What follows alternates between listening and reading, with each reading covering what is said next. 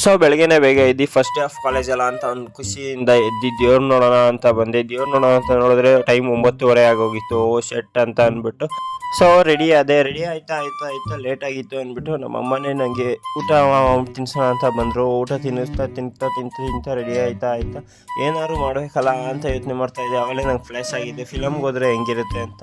ಆಗಿದ್ದಾಗಲಿ ನೋಡೇ ಬಿಡೋಣ ಅಂತ ನಾನು ಫಿಲಮ್ ಥಿಯೇಟ್ರ್ ತೊಗೊಂಡೆ. ಫಿಲಮ್ ಥಿಯೇಟ್ರಲ್ಲಿ ನೋಡಿದ್ರೆ ಫುಲ್ಲು ಜನ ತುಂಬಿದ್ರು. ಏನು ಇಷ್ಟೊಂದು ಜನ ಸೇರೋಲ್ಲ ಅಂತ ನಾನು ಟಿಕೆಟ್ ತೊಗೊಂಡು ಒಳಗಡೆ ಹೋದೆ. ಸೊ ಒಳಗಡೆ ಹೋಗಿದ ತಕ್ಷಣ ನಮ್ಮ ಅಪ್ಪು ಬೋಸ್ದೊಂದು ಪ್ರೋಮೋ ಹಾಕಿದ್ರು. ಸೊ ಅದಾದಮೇಲೆ ಫಿಲಮ್ ಸ್ಟಾರ್ಟ್ ಆಯಿತು. ಫಿಲಮ್ ನೋಡ್ತಾನೆ ನಂಗೆ ಅನಿಸಿದೆ ಏನಪ್ಪ, ಸ್ಟಾರ್ಟಿಂಗ್ ಬಂದು ಈ ಫಿಲಮ್ ಸೇಮ್ ಉಗ್ರಂ ಫೀಲೇ ಕೊಡುತ್ತೆ. ಬಟ್ ಆದರೆ ಸೇಮ್ ಅವರು ಅದೇ ಡೈರೆಕ್ಟರೇ ಮಾಡಿರೋ ಕಾರಣದಿಂದ ಸ್ವಲ್ಪ ಡಿಫ್ರೆನ್ಸ್ ಇದ್ದೇ ಇರುತ್ತೆ. ಸೊ ಬಟ್ ಏನಂದರೆ ಉಗ್ರಮಲ್ಲಿ ಒಂದೇ ಫಿಲಮಲ್ಲಿ ಮುಗಿಸಿರೋದನ್ನ ಇದನ್ನು 2 ಶಾಟ್ ತಗೊಂಡು ಮಾಡ್ತಾರೆ.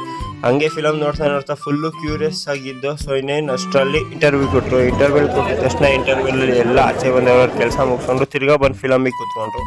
ಸೊ ಫಿಲಮ್ ನೋಡ್ತಾ ನಂಗೆ ಅನಿಸಿದೆ ಏನಂದರೆ ಆ BGM ಆ ಸೌಂಡ್ ಎಫೆಕ್ಟ್ಗೆ ಮಾತ್ರ ಇದು ಬೇರೆ ಲೆವೆಲಲ್ಲೇ ಮಾಡವ್ರೆ. ಬಟ್ ಆದರೆ ಅವರೇ ಹೇಳಿದ್ದಾರೆ ಒಂದು ಇಂಟರ್ವ್ಯೂ ಅಲ್ಲಿ ಆ ಟೈಮಲ್ಲಿ ಆ ಥರ ರೀಚ್ ಸಿಕ್ಕಿರಲಿಲ್ಲ ಅಂದ್ಬಿಟ್ಟು. ಸೊ ಅದಕ್ಕಷ್ಟೇ ಫಿಲಮ್ ಮಾಡಿರೋದು.